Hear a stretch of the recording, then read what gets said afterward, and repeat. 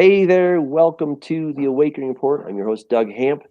Delighted to be with you again. Sorry I wasn't here last week. I needed to just take a break and get away. We got to go to Aspen, Colorado. Oh, I fell in love with Aspen. It's so gorgeous. Wow. And I live in Colorado. It's already gorgeous here, but I went to Aspen and it was even more gorgeous. And I had the opportunity to bike up to the top of the Maroon Bells because they wouldn't let us drive our cars there. And then to take the bus was twice as expensive because of COVID. And we just didn't feel like spending all the money. So I got to bike up. And yes, it was grueling. It was hard. And I just kept thinking, okay, just keep pedaling. Just don't stop. And that's what I did. And I made it to the top. I was so excited. I was kind of proud of myself. Look, I didn't make any speed records. Trust me. There were people passing me on the way up. There were some people on those little e-bikes. They're like, on your left. And then they were passing me. I'm like, okay, that's acceptable because it's an e-bike, right?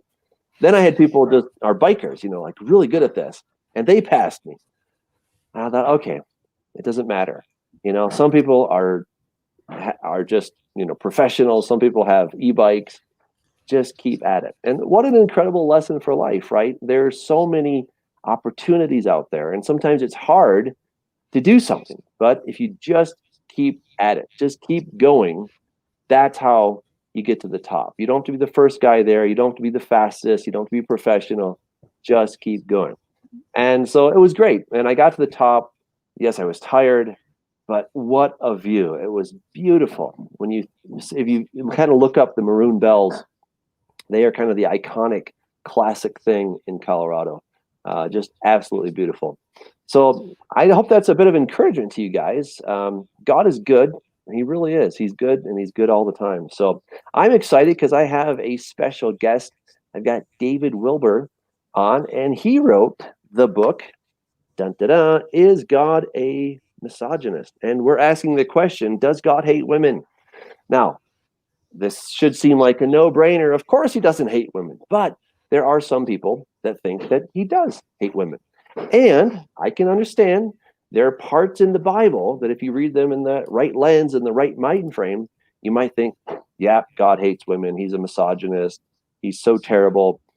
So let's dig into this topic. We're going to be taking your questions at the end. So David, I want to just welcome you. Thanks for coming on the show.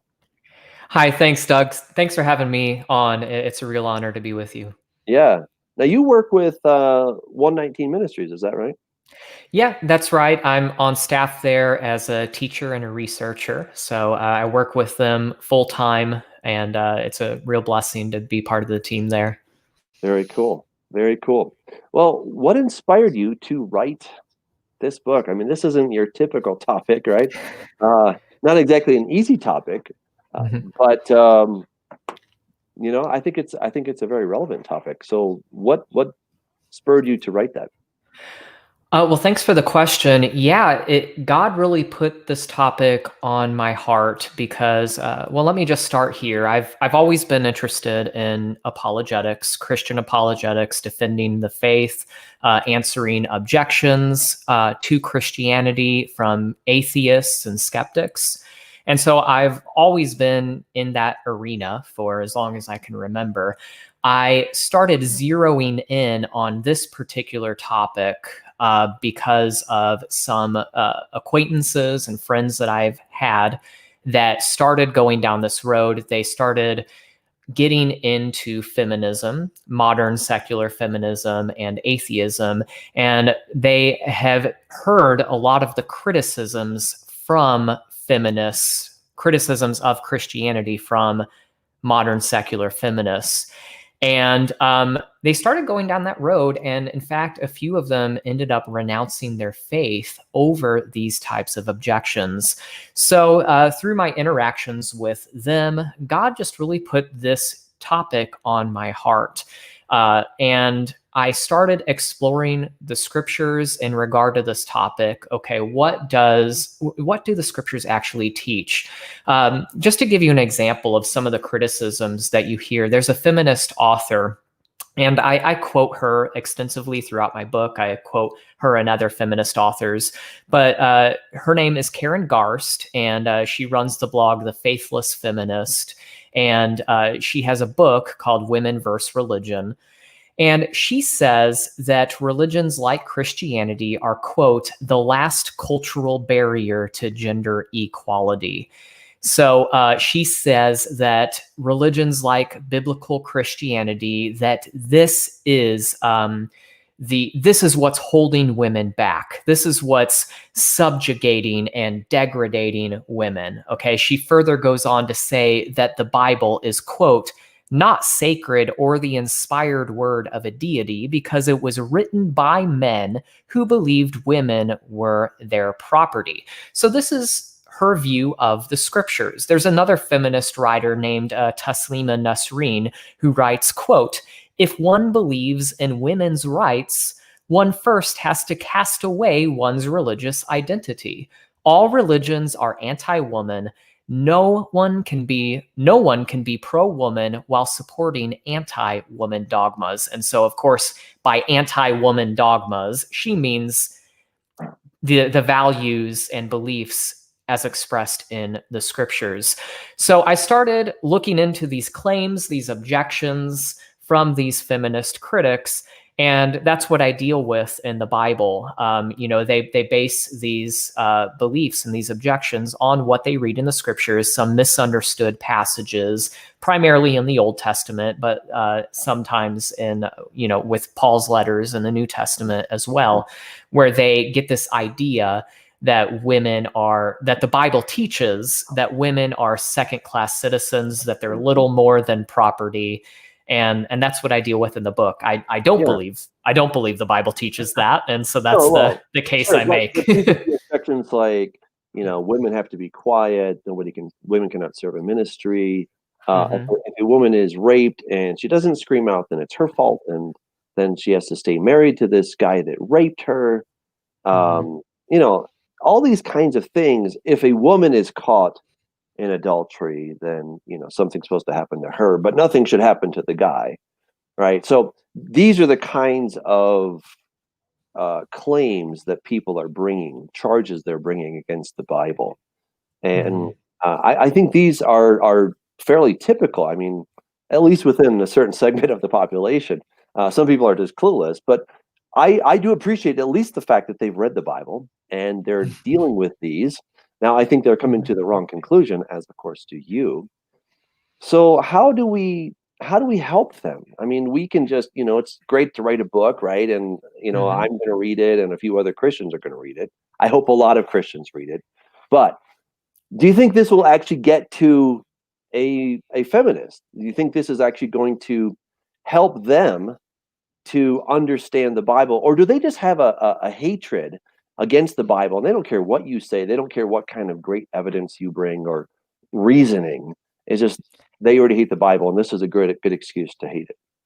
Well, it depends on the person. I think that everybody's different. I think that there are those people who are just bitter toward religion in general, and there's nothing that you can say that's going to change their mind. That's just where they are. I wrote the book hoping to reach these people, hoping that the feminists and the people that have gone down this path, I hope to be able to offer them answers to reevaluate some of their assumptions and to get a clearer understanding of what the Bible actually teaches, that the Bible doesn't degrade women, that the Bible teaches that men and women are equal in value and dignity, and they're both, men and women are created in the image of God. They're endowed with intrinsic value and purpose. And so that's what I believe the Bible teaches, and that's what I hope to express. Now, how do we reach, you asked, how do we reach the feminists and how do we reach the culture with this message? And it's interesting because we're kind of in a unique place in history, unless you've been living under the rock, for the past, living under a rock for the past few years. We are kind of in the middle of a social revolution right now. There's a couple of years ago, you remember the famous film producer Harvey Weinstein, right?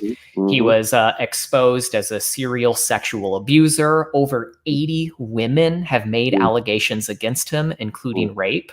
And it was these allegations that sparked the Me Too movement. And this Me Too movement has, of course, brought these issues to the forefront. It's been shining a bright light on how women are mistreated and abused by powerful men. And this is happening everywhere, from Hollywood, from the highest political offices. Women are being mistreated.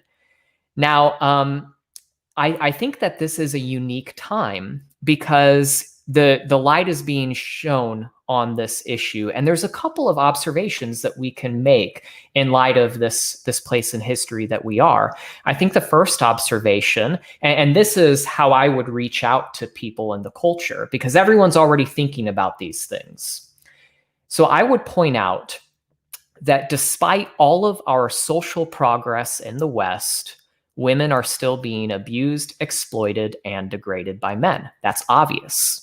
This is what we see just in the last few years. This is taking place even in places like Hollywood, which is supposedly run by the most enlightened and progressive among us, right? Oh, these folks that have ditched archaic worldviews like Christianity and the Bible, and they fully embraced modern feminism. Well, it's even in those places that women are being abused and mistreated. And let me just jump in here. Even like Ellen DeGeneres, who is, homosexual, right? And she's big and rich and famous and all this stuff, right? But I've been just, seeing headlines that even within her little bubble, there is a lot of sense of abuse. She's misusing her position. There's a lot of hostility. I think there may be some sexual misconduct or whatever that looks like within that context. But, like you're saying, that this is Hollywood that this is happening in. And Hollywood, for the most part, has accepted and embraced these values of, open homosexuality, just pushing that agenda. Obviously feminism. And yet you still have guys like Harvey Weinstein. Right. And so women, and so despite, the embrace of modern feminism within secular culture, we're still having these issues, as you pointed out, even with Ellen DeGeneres, the abuse and all of that. So what does that really tell us about our culture? It tells us that this problem, because we all agree it's a problem, Christian and non-Christian alike, we all agree that it's wrong to mistreat and abuse women. Everyone agrees with that. But what this, the observation that we can make in light of what's going on in our culture is that this problem cannot be solved by more of the same. The secular feminist movement has been utterly ineffective in helping women and bringing about true social change. Women are still mistreated and abused. Why is that? The reason is that we are dealing with a moral problem, not just a social problem, a moral problem. And this would lead to the second observation that I would make in light of the culture right now, and that is that our society is hungry. We're aching for social justice. We're aching for actual justice, I should say. And we're aching for morality. That's what we're crying out for. Female oppression and mistreatment is a moral problem. The claim that men shouldn't abuse women, right? That's a moral claim. Demanding that men should, quote unquote, do better, as the Me Too movement demands. That is a moral demand. And even the idea that women ought to be valued and protected from abuse in society, that's a moral value. But what do these moral values tell us? Well, these moral values assume an objective moral standard. There must be a right and wrong. Good and evil must really exist. But if that's true, if there is an objective moral standard, then that would assume in a God that would give that standard. If there is no God, there can be no objective moral standard. Think about it this way. If atheism is true, then on what basis do women or men have any objective moral value at all? We're merely the accidental byproduct of chance. You know, no different than any other living organism on the speck of dirt we call Earth. We've all evolved from primordial goo, just the same as mosquitoes. But So I've been down that road with people, and they would suggest that we don't need a God. We humans have evolved to where we are, and we are enlightened enough to have a collective sense of what is moral, right? So within our established framework, we have agreed to live by these morals, right? And we have sort of ideal morals, and then we have sort of the practical. But we the people have agreed to live according to these morals. So what would you say to that? Like, I understand. Obviously, I believe there's a God, right? Right, so right. It's all on me. But I've definitely gotten pushback with people, and I think it's a fair argument. I don't agree with your argument, but I think it at least has some teeth to it. How would you answer that? Well, that still doesn't prove objective morality. That just proves that this culture over here, has agreed on some standard of right and wrong. But I mean, lots of cultures, lots of societies have had wrong ideas of what right and wrong is. Look at Nazi Germany.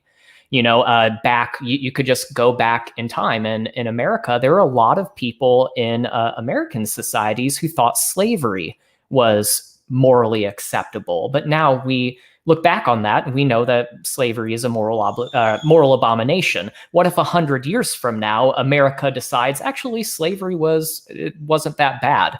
Would that mean that slavery isn't bad anymore just because society agrees that it wasn't bad? Obviously, if we speak in moral terms, it has to be beyond objective morality. By definition, transcends the individual. It transcends even a collection of individuals. So we have to ask the question, if atheism is true, why should we treat human beings as special? Where do we get these delusions that we have these moral obligations toward one another, that people have intrinsic dignity and are worthy of being treated right? On the atheistic view, humans are literally just animals, and animals have no moral responsibility. We don't sentence a hyena to prison for murder when it kills a wildebeest. We don't condemn male dolphins as rapists when they forcibly copulate with female dolphins. Why? Because they're just being animals.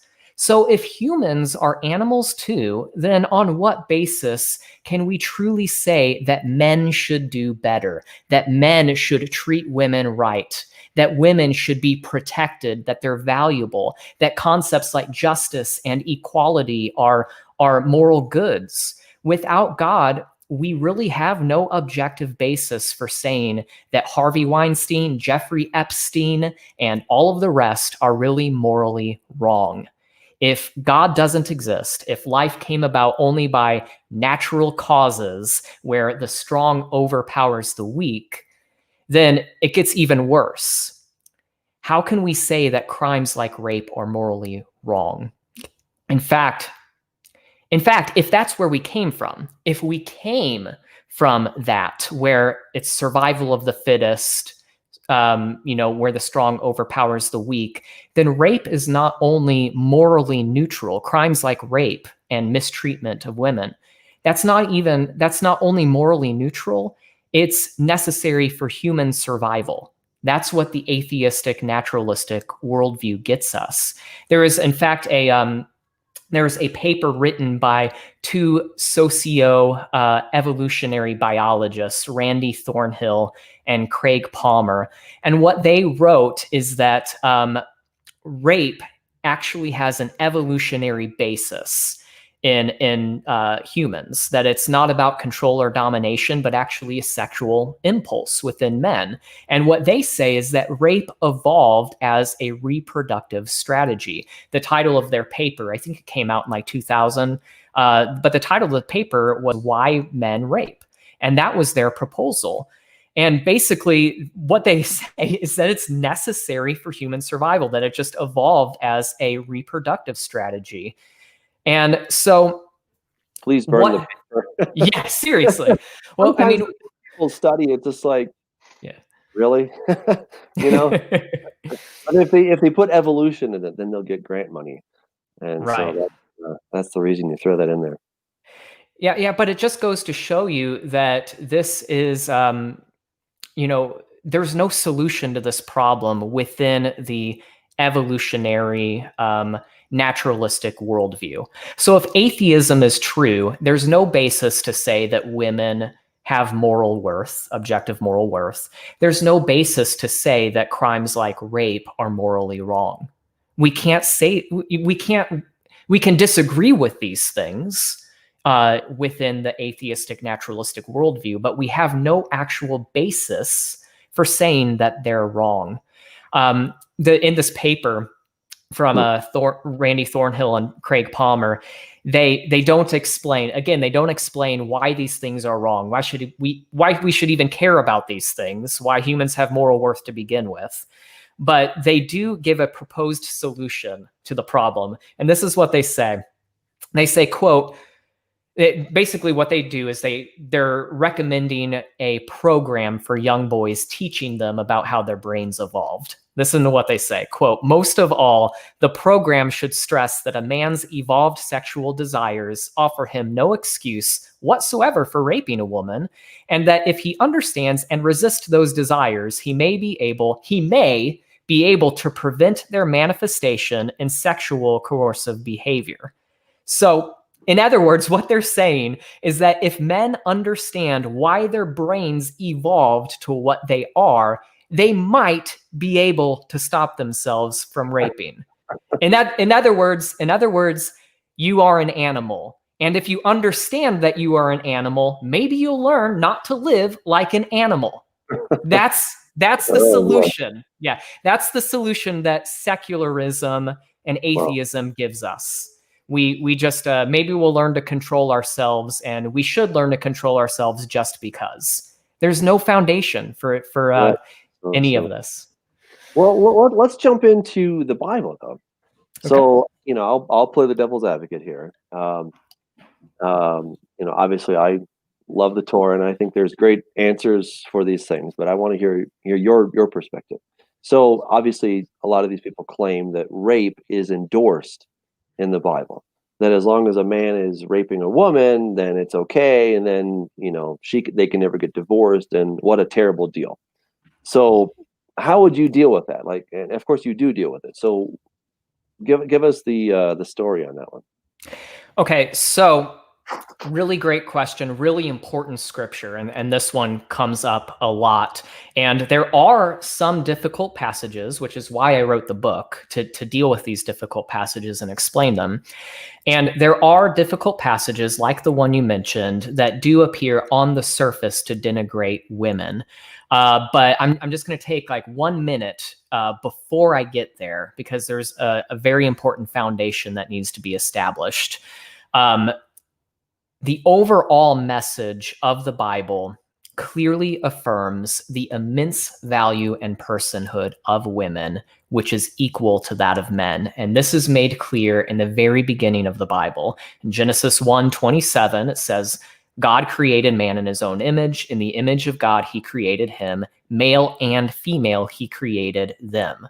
So in the very beginning, before sin entered the world, before all of that, in the very beginning, when God created man, he created both men and women in his image.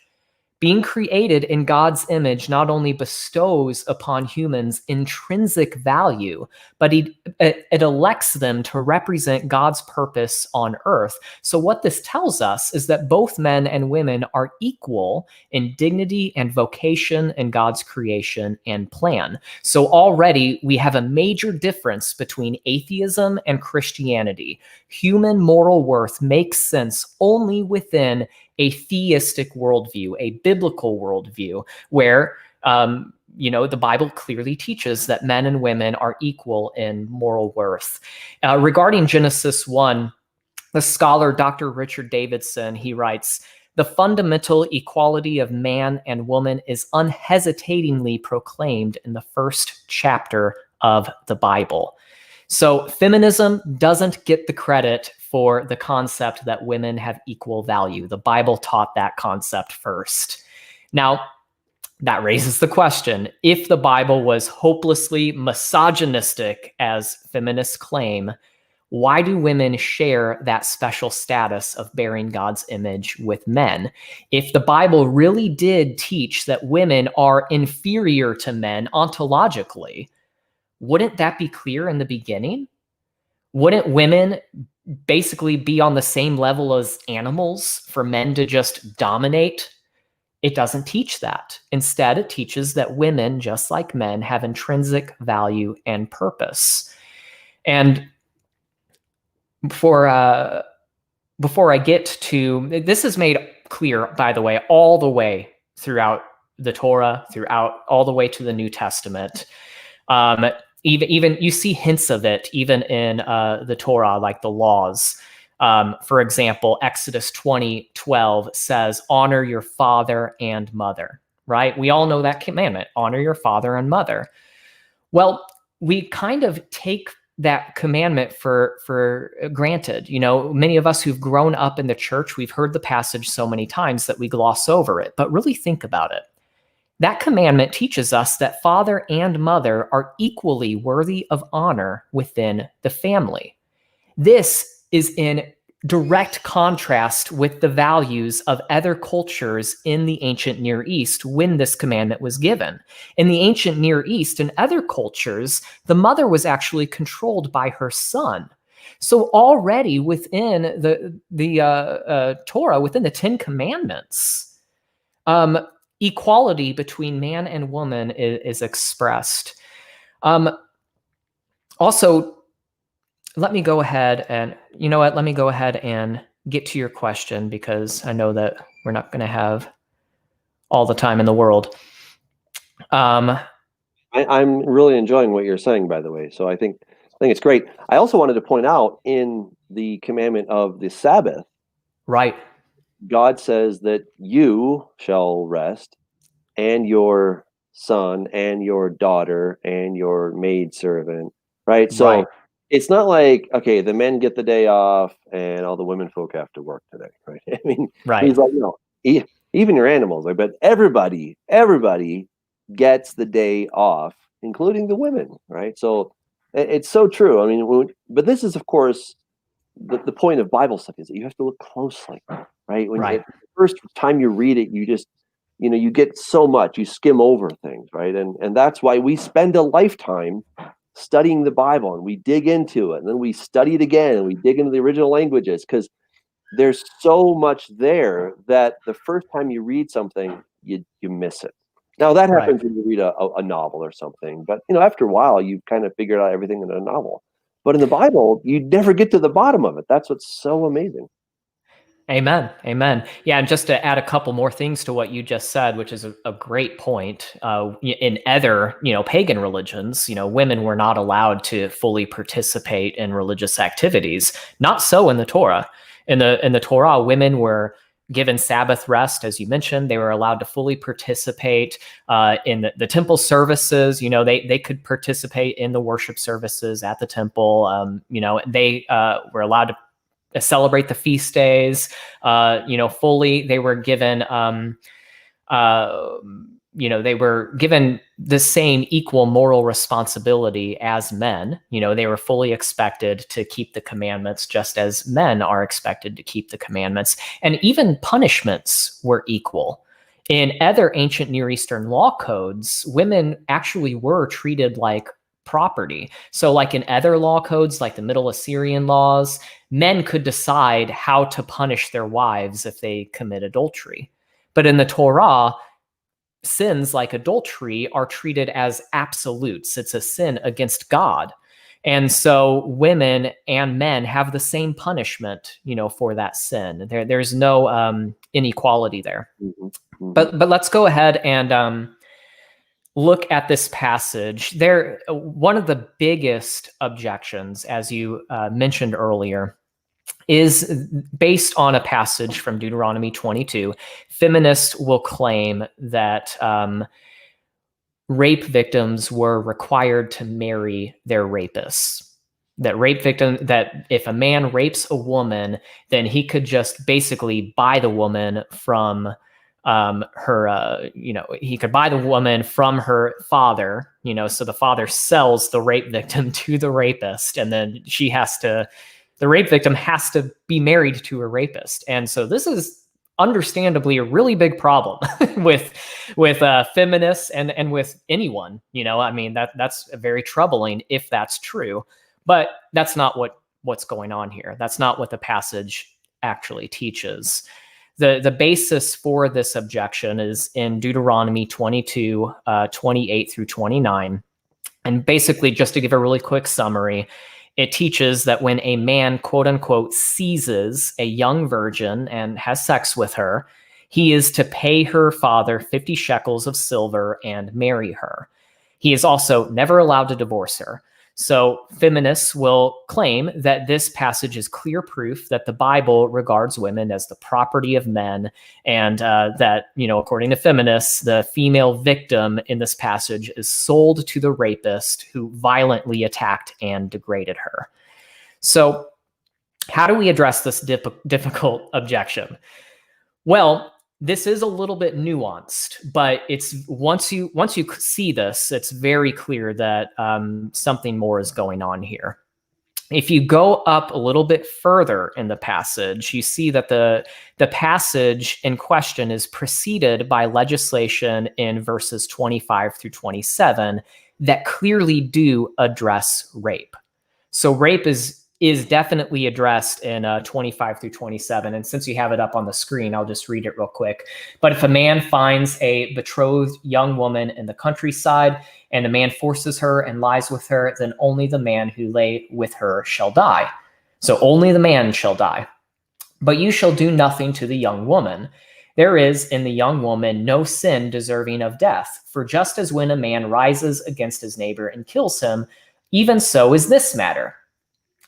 For he found her in the countryside, and the betrothed young woman cried out, but there was no one to save her. So right here is a clear depiction of rape.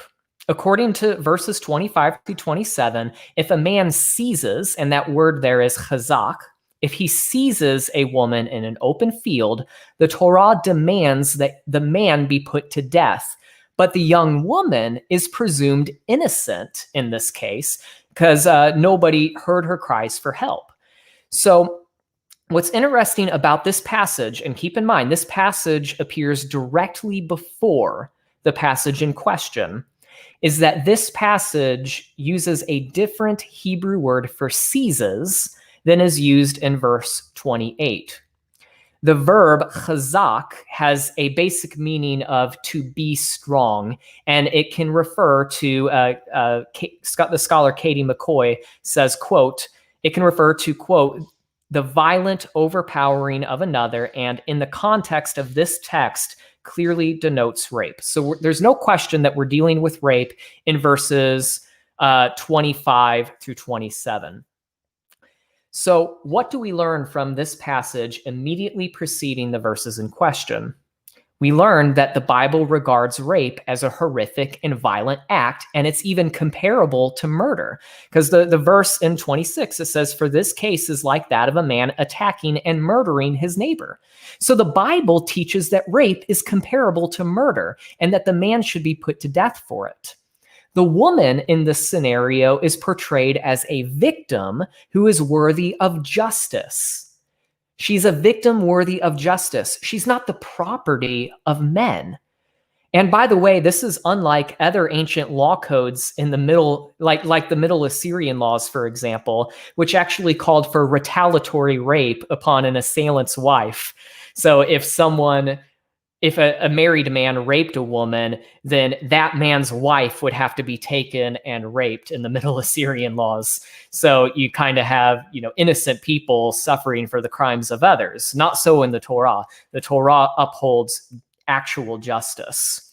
And it upholds, as we see, the value and the personhood of women by punishing the rapist. So when we get to verses 28 through 29, we discover that they seem to describe a very different type of situation than what's described in the verses immediately preceding them. While verses 25 through 27 certainly do speak of rape, what verses 28 through 29 speak of is a young couple's consensual sexual encounter. Basically, it's talking about fornication. This, by the way, there's a few ways that this can be established.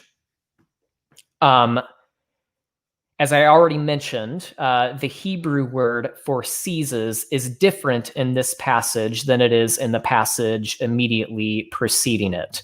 The word for seizes in verse 28 is taphas, and it generally does mean to capture or seize, but unlike chazak, which is used in the verse preceding it, it does not carry the same connotation of force. So there's a nuance here.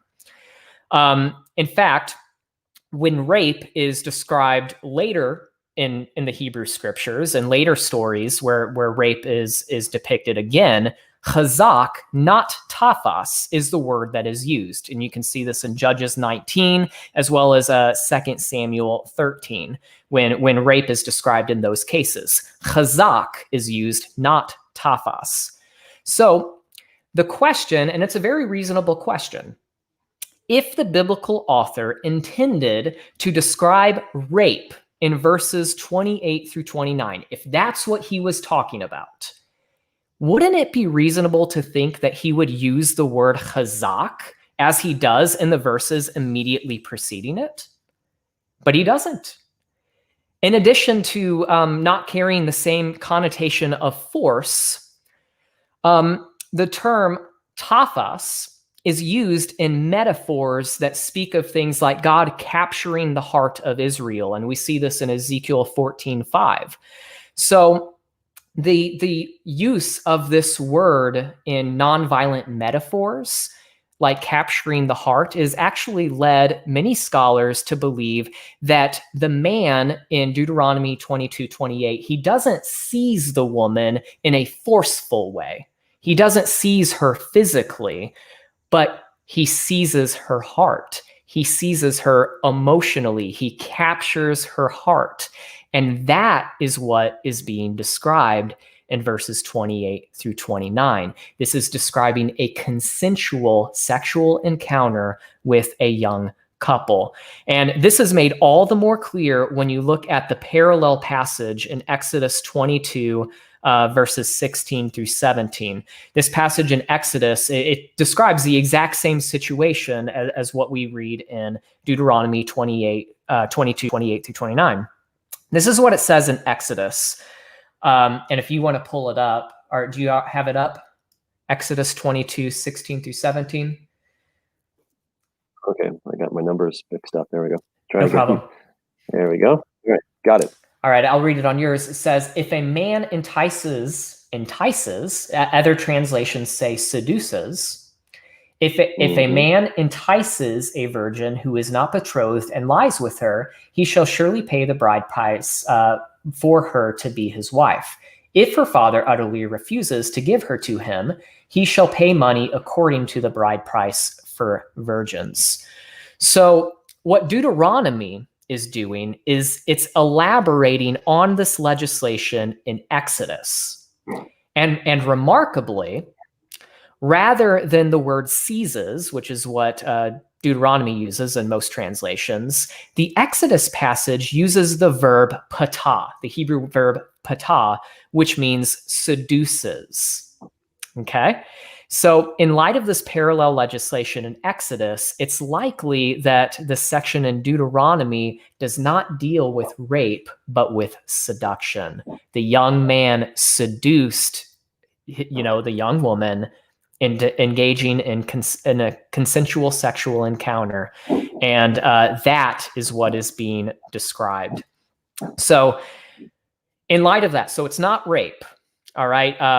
But that certainly doesn't suggest that the woman wasn't mistreated. Okay, so the woman still was mistreated. The man, from the Torah's perspective, the man still violated her, even though she consented to sex. He still violated her and dishonored her because he didn't give her the dignity of marriage before, it's seducing her into engaging in sexual relations. So what the Torah is doing here is it's holding the man accountable for his behavior.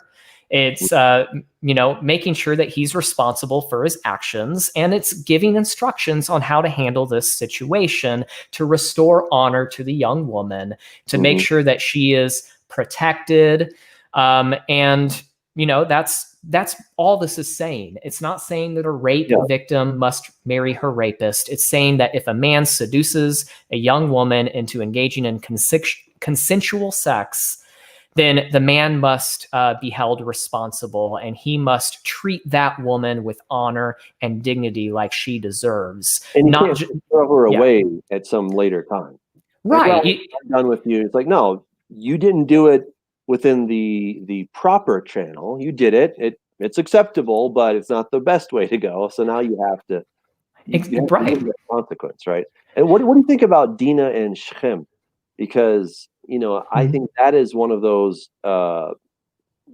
things that I believe that he says his heart was overcome for her, and that's often a thing where he mistreated her and stuff, and I kind of think of it maybe I don't want to make this light, but they're at a party and things are hot and heavy, they're kind of consensual, but then maybe she's like, no, we really shouldn't. But he's like, yeah, we really should, baby. Right. We do. Right. It's not a sense that he is, out lurking in the dark woods, and then he sees this young woman and he takes her and he forcefully does it. So that is one of those things I think that is so misunderstood. And I actually think the brothers really, I think they blew it, quite frankly. What are your thoughts? There is, it's hard to be definitive because there's good arguments on scholars, debate this, written, peer-reviewed papers on this topic. And so you have really good arguments on both sides. So it's hard for me to take a definitive stance. I tend to lean in your direction. I think it had more to do with, sort of the same situation that's being described here. He dishonored her, right? He dishonored her because he didn't give her the dignity of marriage. And so did he rape her? That could be debated. Possibly not, possibly it was more consensual. But he still dishonored her. And so that's what, the brothers were reacting to. So that's sort of my thought on it in a nutshell. No, I think that makes sense. And I appreciate that you're saying that he dishonored her in the sense that he did not give her the honor of doing it the right way, right? But he had no, as I read the passage, he had no malice in his heart, right? He was not trying to physically abuse her, and from the fact that he was like, "I'll do anything you say," right? He wasn't just trying to use her and abuse her and leave her. He was. Very much invested in the relationship. So, and it's it's a very dramatic situation. I mean, if I had a sister, who was like taken, by some guy I didn't know, and I felt like he violated her, I'd be mad too. So you can understand the human emotions going on in the situation, and you can empathize with pretty much everyone in that scenario. But it's an interesting passage. Totally. Yeah. I think you brought up some great points on the topic of rape, and it's unfortunate that these passages have been kind of taken out of their context, taken out of the social milieu that really help to demonstrate that these are for protection, right? These are giving women rights, not taking them away. And of course, there was always the father's discretion, right? Until the father gave her away, as it were, then she was under his charge. He was responsible And as a father of 2 daughters, I love my daughters dearly, and I'm not going to give them away to just anybody, you know. Um, Mhm. whoever comes as the suitor better be ready, and I'm going to protect them until I hand over that protection to that man. And then I'm expecting him to take care of them and to protect Mhm. them as I would. Right. So I think that is lost. There's this sense sometimes with feminists that all fathers are bad, and maybe all feminists had bad fathers. I don't know, but it's not true that all fathers are bad. Many of us love our daughters with all of our heart. We'd give our very life for our daughters because we love them that much. And Yeah. you And, know, and so, yeah, and I think that the that's an expression of what we all really want, right? I mean, society, we're all like, even feminists right now, they're saying like women deserve to be treated right, women deserve to be respected and protected in society, right? That's what everyone wants. Well, we have a template for it. It's called the Bible. It's called these Christian values as expressed in the Bible. It already that's where we get these Bible. That's where these values come from. Is they come from God.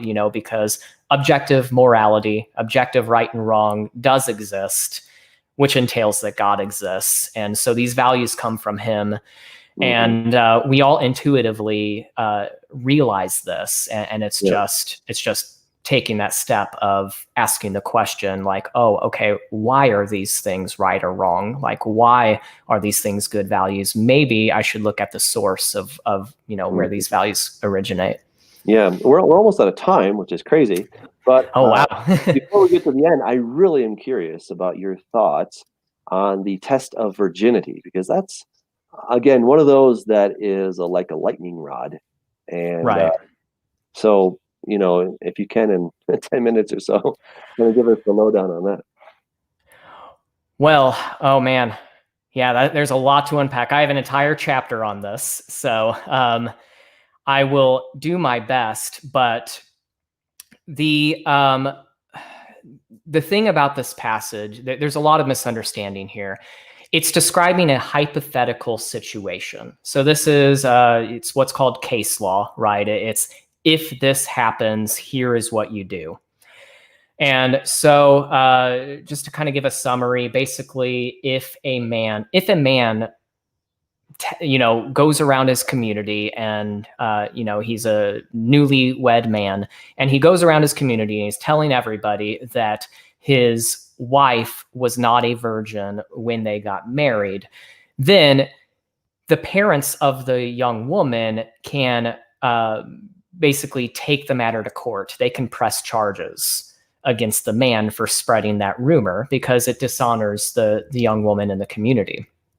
And so what they can do, they can bring forth evidence in the case, including a cloth that would be, on the wedding night. It was traditional in this ancient culture that when, the first sexual encounter between husband and wife, the first time that a woman has sex, most of the time she would bleed. Her hymen would break, she would bleed, and they would put a cloth under her on the wedding night, and then the bloodstained cloth would be given to the parents. And so, and that would be evidence of the wife's virginity on the wedding night. So, what the parents could do, they could press charges and they could present the bloodstained cloth as evidence of the wife's virginity. Now, this brings up all sorts of questions, and people will wonder, like, okay, that doesn't seem. Oh, and by the way, if it's proven that she wasn't a virgin on the wedding night, then she's executed. So that's another wrench in there. It's like, what the heck is going on? And so a lot of people wonder about that. And they ask, like, this doesn't seem like very good evidence. We're going to base a death sentence on whether or not this woman bled. And that just doesn't seem like very reliable evidence. And not all women bleed, and, maybe her hymen broke, from a non-sexual activity before this. So there's all these questions, and basically the thing to understand, to unpack here, is that this law, what the Torah is doing here is it's protecting the woman from malicious rumors in the community. It's basically, it's a deterrent against any new husband from slandering his bride. That's what the Torah is seeking to prevent. It's seeking to prevent men from slandering their brides in this way. And the Torah law actually provides protection for the woman in this case, because the evidence that is admissible in court, the bloodstained cloth, that could actually be fabricated.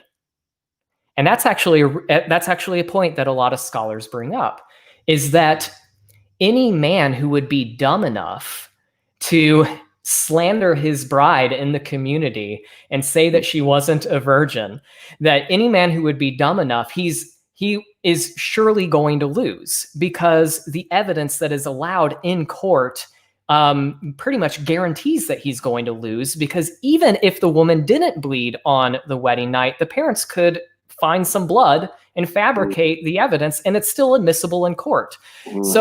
So the man is pretty much guaranteed to lose. And so that's actually a law protecting the woman. It's not something that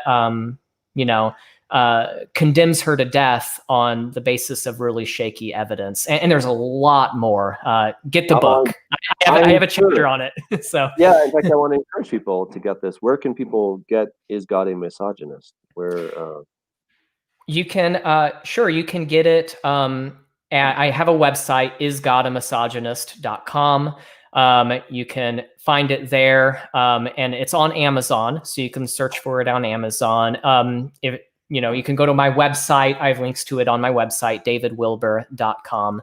Okay. So I have an entire chapter on all of these passages that are often brought up by these feminist critics. So I hope it's helpful to people. Oh, it's been, yeah. Well, I've enjoyed it. From the chat, it seems like people are really enjoying this. I think that's a great one. And the fact that you'd have to be a complete moron to do this, because it doesn't, any parent that loves their daughter is probably going to, if they don't have the evidence, we'll get the evidence, Exactly. Yeah. And of course, they were sacrificing is just another word for slaughtering, which means butchering, right? You could not go to your local grocery store and buy a pound of ground beef, right? You had to do it yourself. So the availability of blood was, everywhere. It was not something that was unknown, like in our society. For us to get blood, where am I going to get blood, right? We don't do that. But back then, that was the norm. And right. Yes, I'm sure. And men would have understood that. Men hearing this law, they'd be like, "Oh wow, I better not slander my bride ever." I better. And so that was the point. Yeah. Right. What I really appreciate about this is that when we have difficult Bible questions, we just got to take time to go back to the text. In fact, somebody wrote me the other day and he's like, "Hey, Pastor Doug, I got this question, blah, blah, blah." And I went look at the text and I'm like, well, the answer's right there. So I, after, having studied the Bible for many, many years, I have great faith in the Bible that if we just go look at the text, and if I stare at it long enough, it'll, it shows up, right? I eventually I'm like, oh, there it is. I don't always see it the first time or the second, but when I take a time to dig deeper, I see it. And that's what you've done. You've taken the time, you've dug deeper on these questions, which I think is incredibly important. So we started the interview with, how can we reach these feminists? And we probably can't go one-on-one and say, believe this or else, but I think if we at least have some fairly well-reasoned arguments for this and enter into a conversation. because feminists are very much like atheists, and I've debated a number of atheists. I've had formal debates with atheists, and to my knowledge, none of them has changed their tune. But the thing that I saw is that every one of them, I don't think there's any exception, they were all former Christians, right? And so somewhere between 11 and 14, 15, they had these questions for their pastor, and their pastor brushed them off, like, oh, that's a dumb question or whatever. And they continued to ask questions, and nobody was willing to discuss it with them. Nobody had any decent answers to their questions. And so I think so many times people are not really focused on the thing that you think they're focused on. Really, they're probably hurt.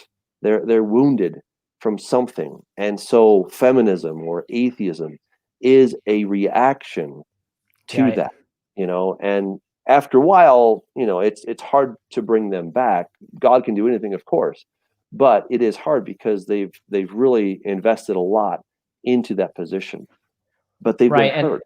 Yeah, and I think that's so important. I'm really glad you brought that up. And I do talk about that in the last chapter of my book. I have a chapter called Christianity versus Feminism, which is better for women. And in that chapter, I argue, of course, Christianity is better for women than feminism, and feminism ultimately hurts women. That's pretty much my argument. But I do. It's so important to validate that, to say, hey, listen, Christian leaders in your past may have failed you. You may have. What I found is that a lot of these skeptics, like secular feminists and atheists, they're not reacting to Christianity.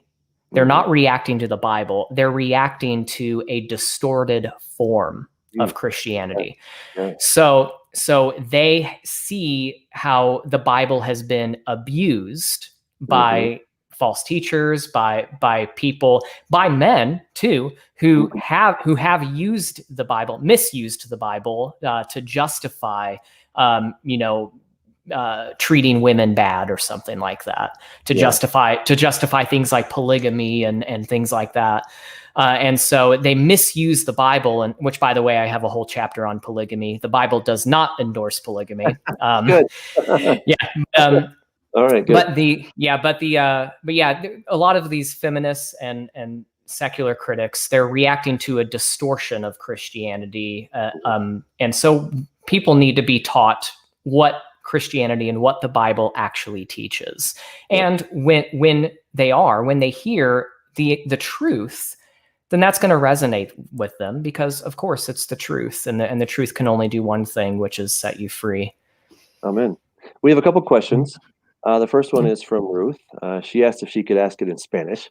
So she says, we know by the Torah that rape, murders, and other aspects related to crime are sin. Is it okay to pray to God for people that do these, or is it bad? Ruth, I think that's a great question. And I think that in probably 99.9% of all cases, it's good to pray for people. That 0.01% that I'm thinking of, or the 0.1, excuse me. Anyway, that is where God told Jeremiah, don't pray for these people, right? Because he had given the Jerusalemites chance after chance after chance after chance to repent, and they said no. Okay, they basically gave God the middle finger. And so I think there's a time, and only God knows where that is, that we just say, okay, I'm not praying for that person anymore. But, murderers are people too. I think there's a couple famous murderers in the Bible. David, Paul, right? Kind of big names there, right? And God found a way to redeem them because of that, right? So yes, pray for people, people that commit rape. Yes, pray for them. I do. I really have kind of a soft spot for Shechem. I think that he got the short end of the stick. I'm not saying what he did was right, but he did everything in his power to make it right. Okay, he did everything he could to be noble after the fact, yes, but he did try. He really did try, and I think the brothers treated him quite badly, and the whole village, by the way.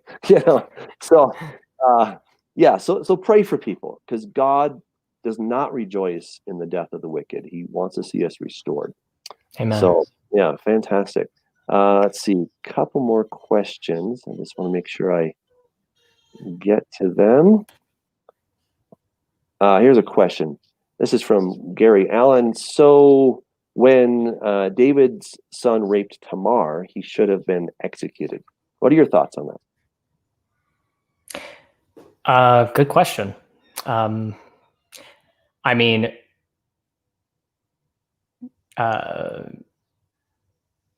I mean, according to the Torah, yeah, that's And and if he had been, it would have saved a lot of pain, right? Yeah. Because when David's other son, I forget, not Absalom, was it Absalom, or I forget the other guy's name, but the other one was incredibly upset about that, and then he swore Yeah. vengeance on him. So Right. this terrible family feud as a Right. result of that. So as much as it would have hurt for that to happen, it would have saved other pains. We can see it clearly now, right? But again, being obedient would have saved a lot of grief in the end. Yeah. Yeah. And the death penalty is sometimes the only, punishment that fits the crime, and Right. so I think that the death penalty obviously is morally permissible. It was instituted by God. And Yeah. keep So in mind, when we say death penalty in America, 21st century, we're talking about people that get it for various reasons. They sit on death row for a long time. yeah. And then, finally, it was very different back then. Yeah. No prisons. There was none of the sense of rehabilitation. But that's a discussion for another show. Okay, I think we got maybe one more question. What do you think of Naomi's counsel to Ruth to lay at Boaz's feet from a moral point of view? Can this be a local custom with special social meaning? That's a good question. What do you think, Doug? I'll pass that to you. Well, I think under the circumstances that, she clearly had come back from Moab. She was in need of the Redeemer. Boaz was the Redeemer. So she acted in accordance with the custom. I don't think there was any hanky-panky going on. I don't think there was any misconduct at all. I think, there's nothing explicit. I mean, people have read things into it, but I don't recall anything. Laying at someone's feet, there's no euphemism there, right? There's euphemisms for other things. The word tail can be a euphemism for sure.